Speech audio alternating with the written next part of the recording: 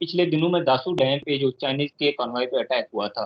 تو اس حوالے سے ابھی پاک فوج کے کہا جا رہا ہے کہ پاک فوج نے جا کے داسو ڈیم کے قریب سیکیورٹی سنبھال لی ہے، تو پاک فوج کو آخر کیوں جانا پڑا ہے؟ اور اس واقعے کے کوئی محرکات جو بیک اینڈ پہ کوئی گروپ تھا، کوئی فوج کے ادارے تحقیقات تک پہنچے ہیں کہ کون گروپ ملوث تھا اس میں؟ نہیں، ابھی تک پوری طرح تحقیقات تو کوئی سامنے نہیں آئی اور نہ ہی کسی نے ڈیٹیلز ابھی شیئر کی ہیں، لیکن شک ہے وہی کہ یہ ہیں طالبان ہی، جو پاکستانی طالبان وغیرہ ہیں، اور ان کو بھارت استعمال کر رہا ہے۔ تو بھارت کا یا وہ جو یہ بھی شک ہے کہ جو طالبان ہیں ان کو یا انہوں نے استعمال کیا ہے ایسٹ ترکستان والوں کو، جو کہ چائنا میں حملے کرتے تھے۔ تو یہ میرا کہنے کا مقصد یہ ہے کہ ابھی پوری طرح واضح نہیں ہے یہ چیز۔ تو سر ایک اور بات بھی ہے کہ لاہور میں جو حافظ سعید صاحب کے گھر کے باہر واقعہ ہوا تھا،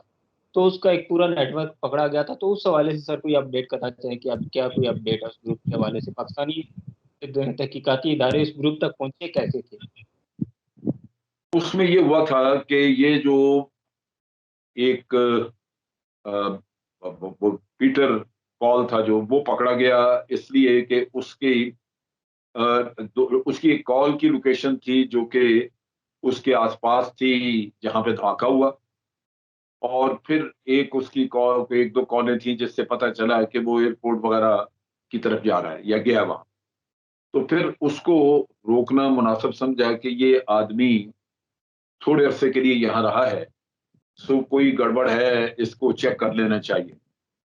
جب وہ جہاز سے اتار کے لے لیا پکڑا، تو پھر اس نے بہت ساری چیزیں اس نے خود بتا دی، اور جب اس سے فوری طور پہ پتہ چلی چیزیں، پھر اس کے گھر میں کراچی ریڈ کیا گیا، وہاں سے کچھ ڈاکومنٹس بھی مل گئیں، تو پھر جلدی جلدی باقی لوگوں کو پکڑنے کا کام کیا، اس وجہ سے کہ یہ نہ ہو کہ یہ دائیں بائیں پہ کر جائیں۔ تو چونکہ انفارمیشن مل گئی تھی،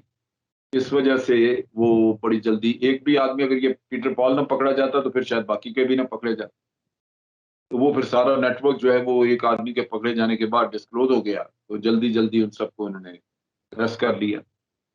تو یہ آسانی سے ہو گیا کام، لیکن اس میں بعد کی انویسٹیگیشن جو تھی 2-3 دن کے بعد جو مزید کی، اس میں ان کا دبئی کا نیٹ ورک سارا، اور پھر جو آگے ان کا نیٹ ورک دلی میں کام کر رہا تھا، وہ بھی سارا ڈسکلوز ہو گیا،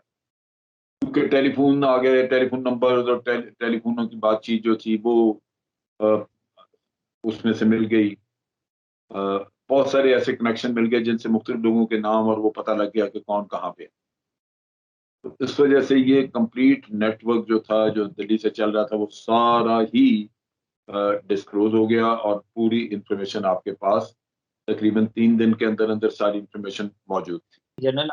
عاصم سلیم باجوہ کے استعفے کے حوالے سے بڑی تھیوریاں گردش کر رہی ہیں۔ جنرل عاصم سلیم باجوہ نے آخر سی پیک چیئرمین اتھارٹی سے کیوں استعفیٰ کیوں دیا ہے؟ آخر کیا وجوہات ہیں کہ انہوں نے اپنے اس عہدے سے علیحدہ ہوئے؟ لیکن میری ان سے بات ہوئی تھی تو مجھے انہوں نے یہی بتایا تھا کہ میرا 2 سال میں نے لگائے، اور میں نے جو کچھ بھی کر سکتا تھا وہ کر دیا، تو اب میرے اور بھی چیزیں ایسے مصروفیات تھیں کہ میں مزید توجہ نہیں دے سک رہا تھا۔ تو میں نے پہلے بھی 1-2 دفعہ پرائم منسٹر کو کہا تھا، تو اس نے میری بات نہیں مانی، میرا استعفیٰ رد کر دیا۔ تو اب جب ان کو میں نے کہا ہوا تھا تو انہوں نے کہا اچھا ٹھیک ہے، ہمارے پاس کوئی مناسب آدمی آئے گا تو ہوگا تو آپ کو فارغ کر دیں گے۔ تو پھر وہ مناسب آدمی کو مل گیا، تو انہوں نے ان کو استعفیٰ ان کا قبول کر لیا، ایکسیپٹ کر دیا، ورنہ اور کوئی ایسی بات خاص نہیں۔ باقی افواہیں ہیں کہ جی چائنا نے یہ کہہ دیا، وہ کہہ دیا، چائنا بلکہ ان کے شکر گزار ہے۔ مجھے جو پتہ چلا وہ یہ ہے کہ چائنا کی ساری ایمبیسی جو ہے وہ غالباً پرسوں منڈے کو ان کے پاس جا رہی ہے، ان کے آفس میں ان کی خدمات کو سراہنے اور ان سے شکریہ ان کا ادا کرنے کہ آپ نے چائنا اور پاکستان کے درمیان اس پروجیکٹ کو بڑی اچھی طرح چلایا ہے، تو وہ شکر گزار ہے۔ تو میری اطلاع کے مطابق یہ خود جانا چاہتے تھے چائنیز ایمبیسی میں خدا حافظ کہنے کے لیے، تو انہوں نے کہا کہ نہیں، آپ نے جس طرح ہماری مدد اور کام کیا ہے، ہم چاہیں گے کہ ہم ساری ایمبیسی کے اسٹاف جو ہیں لوگ خود آ کے وہاں پہ آپ کا شکریہ ادا کریں۔ تو وہ چیز بھی غلط ہے کہ چائنا نے کہا تھا یا یہ وہ کوئی اور، میرا نہیں خیال کہ کوئی اس طرح کی بات ہوئی۔